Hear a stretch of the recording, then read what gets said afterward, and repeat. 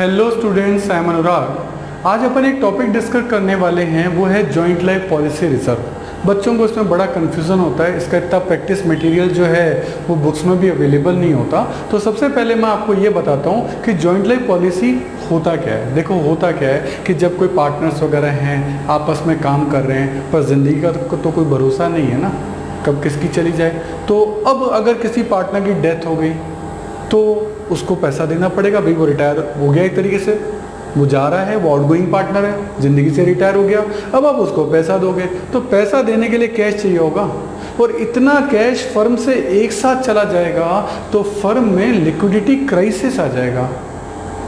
उस कंडीशन में फर्म बंद भी हो सकती है। तो ऐसे क्राइसिस से बचने के लिए एक पॉलिसी ली जाती है, that's called joint life policy.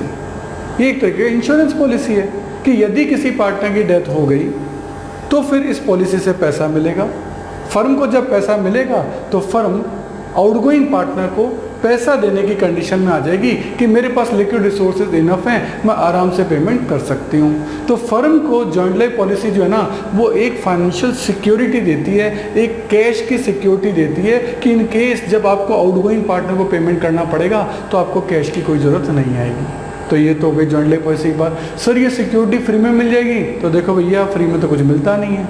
तो इस कंडीशन में डेफिनेटली जब फर्म जॉइंट लाइफ पॉलिसी लेगी तो उसको कुछ पे करना पड़ेगा। और हम जानते हैं जब कोई इंश्योरेंस लिया जाता है तो बदले में प्रीमियम पे करना पड़ता है। आप भी तो LIC प्रीमियम पे करते हो, तो ऐसे ही फर्म को भी पे करना पड़ता है। तो फर्म जो है इस पॉलिसी के लिए, इस सिक्योरिटी के लिए पॉलिसी जो लेती है उस पर उसको प्रीमियम पे करना पड़ता है हर साल।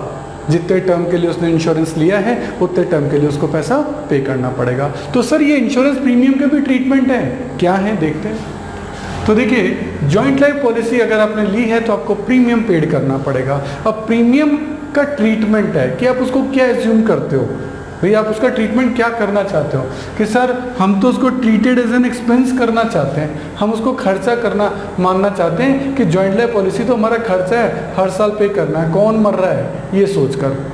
हम तो इसे खर्चा मान रहे हैं कि कुछ नहीं हो रहा है, किसी को बेफालतू हर साल प्रीमियम पे कर रहे हैं तो हम इसे खर्चा मान रहे हैं। और जब आप इसे एक्सपेंस मानेंगे तो आप इसे ट्रांसफ़र कहाँ करेंगे?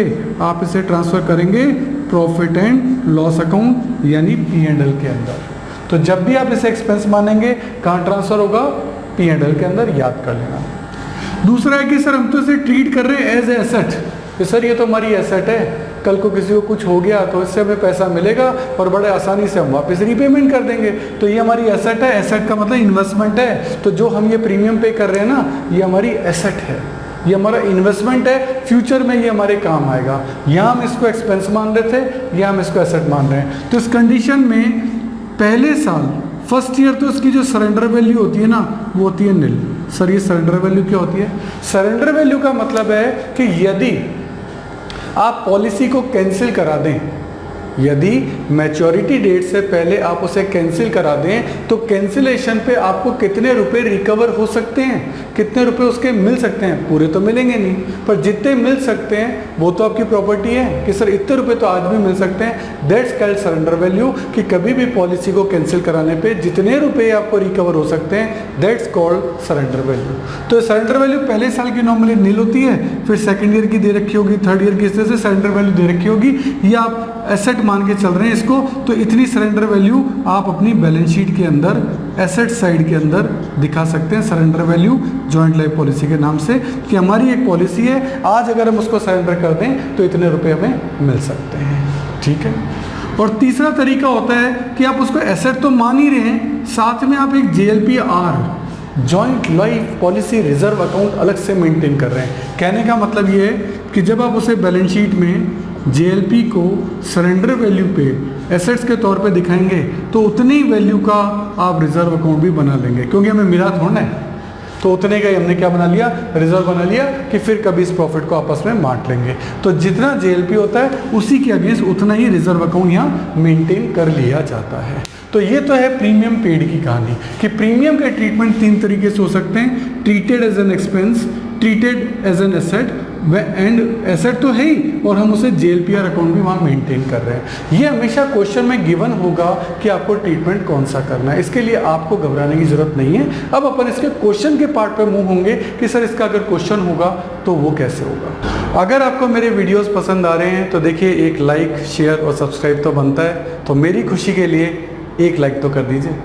देखिए आपका टाइम बड़ा कीमती है, तो यदि नोट्स लिखने में आप अपना टाइम बचाना चाहते हैं और वर्कशीट भी गेट करना चाहते हैं तो इन सभी की पीडीएफ का लिंक नीचे डिस्क्रिप्शन में गिवन है, आप वहां जाके देख सकते हैं। तो देखिए एक क्वेश्चन अपन इसके लिए देखते हैं, कुछ इमेजिनरी फिगर मैं आपको बता रहा हूँ। मान लेते हैं 3 पार्टनर है ए बी सी और उनका रेशियो आपका 3:2:1।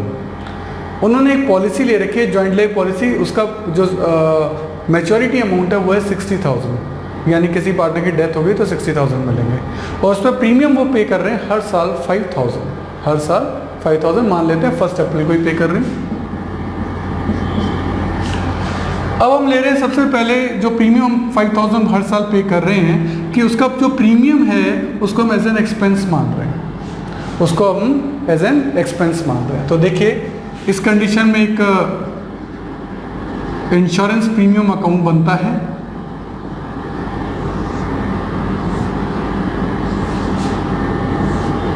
टी शेप अकाउंट है, कुछ भी नहीं है। अब जब भी आप इंश्योरेंस प्रीमियम पे करेंगे तो एंट्री करेंगे insurance premium account debit to bank. खर्चा है आपका, कब होगा? 1 अप्रैल को। डेट का कॉलम आप बना लीजिएगा। 1 अप्रैल को आपने प्रीमियम पे करना है 5,000, और क्योंकि ये आपका खर्चा है, एक्सपेंस है, तो ये चार्ज कहाँ से होगा? P&L से, या ट्रांसफर कहाँ से होगा? P&L। तो बाय P&L 5,000, ये लो जी, ये पहला साल खत्म। ऐसे अगले साल भी होगा, 1 अप्रैल को आप प्रीमियम पे कर देंगे साल की शुरुआत में टू बैंक 5,000, और ईयर के एंडिंग में ये 31 मार्च को हो रही है एंट्री। P&L में ट्रांसफर 31 मार्च को होता है, तो बाय P&L 5,000। तो जितने साल तक आपको ये अकाउंट ले जाना है आप ले जा सकते हैं। मैं 3 साल का तो बना देता हूँ, बाकी डिपेंड करता है क्वेश्चन पे। तो टू बैंक 5,000 टोटल लग जाएगा, और 31 मार्च को बाय P&L 5,000। ठीक है। अब यहाँ भी 1 अप्रैल को मैं पेमेंट करता हूँ टू बैंक 5,000, और मान लेते हैं कि अब 3 महीने बाद पार्टनर सी की डेथ हो गई। पार्टनर सी की डेथ हो गई, यानी अब पॉलिसी मैच्योर होगी, 60,000 रुपये आपको मिलेंगे। कब मिलेंगे? 30 जून को। तो क्या लिखोगे? बाय बैंक 60,000 रुपीज़ आपका पॉलिसी का जो अमाउंट है, तो ये है पॉलिसी मैच्योरिटी, 60,000 रुपये मिल गए। ठीक है, टोटल होगा, इस साइड का टोटल 60 है तो इसका टोटल भी 60 आना चाहिए, पर यहाँ तो नहीं आ रहा, तो डिफरेंस कितना हो गया? 55,000। ये डिफरेंस किसको मिलेगा? पार्टनर्स को। तो to partners capital account old partner old ratio 55,000। ठीक है भाई, 5,000 रुपये का आपने खर्चा पे किया, 60 मिले, तो 60 में से 5 का तो खर्चा ही पे हो गया, तो बाकी 55 फायदा हो गया। ये 55 पार्टनर्स कैपिटल अकाउंट में बैलेंसिंग फिगर में ये फिगर आया है, ये डिस्ट्रीब्यूट हो जाएगा। सर इसकी एंट्री क्या होंगी? देखो हर साल की एंट्री तो आप देख ही सकते हो। एंट्री चलती है इस तरीके से, डेबिट की तो इस तरफ से और क्रेडिट की ऐसे चलती है। तो सबसे पहले 1 अप्रैल की एंट्री होगी, पहले 31 मार्च की तो हो नहीं सकती, तो सबसे पहले आपने इंश्योरेंस प्रीमियम पे किया, तो एंट्री क्या होगी? Insurance premium account debit to bank, ये वाली, और दूसरी होगी P&L account debit to insurance premium.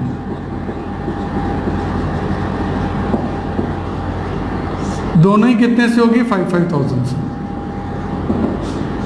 भाई इंश्योरेंस प्रीमियम पहले डेबिट हुआ, फिर उसी को क्रेडिट कर दिया तो अकाउंट क्लोज हो गया, और कुल मिलाकर P&L डेबिट हुआ और पैसा गया है। ऐसी हर साल एंट्री होगी। कौन कौन से साल? 1st, 2nd, 3rd, 4th year में इंश्योरेंस प्रीमियम टू बैंक तो होगी। अब क्या आपके ये वाली एंट्री और होगी, क्योंकि आपको पैसा मिला है, तो एंट्री होगी bank account debit to insurance premium.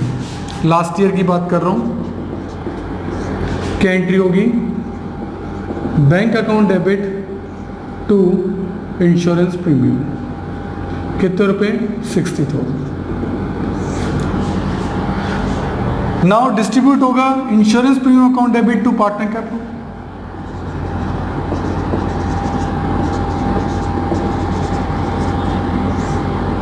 और ये कितना होगा? 55, क्योंकि यहाँ 55 है।